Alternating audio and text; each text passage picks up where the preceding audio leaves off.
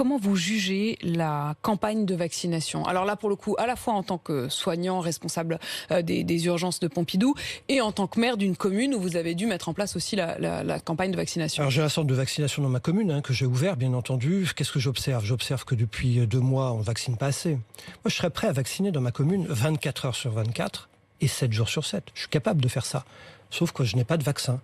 Donc vraiment, on a un sujet, on n'a pas suffisamment de vaccins, il faut accélérer là-dessus. D'ailleurs, regardez la Grande-Bretagne.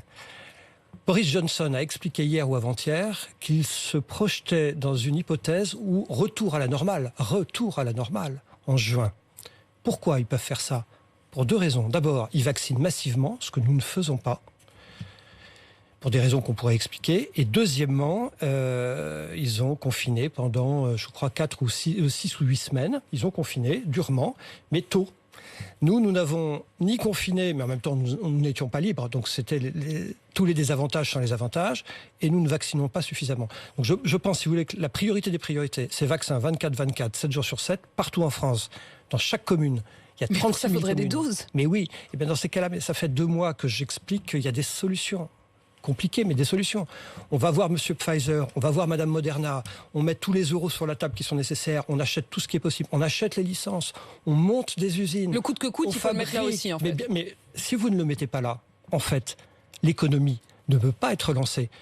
Il y a un plan de relance de 100 milliards, qui est une très bonne chose. Et d'ailleurs, vous me parliez de politique tout à fait au début.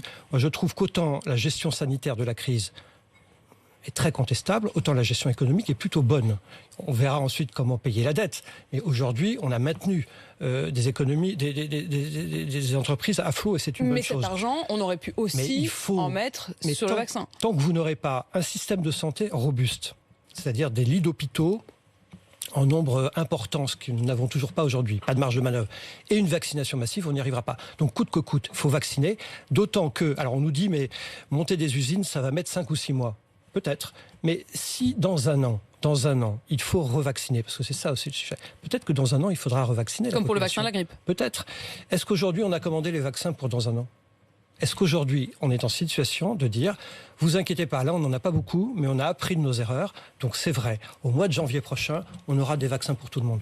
Je n'ai pas entendu parler de commande massive de vaccins pour la fin de l'année.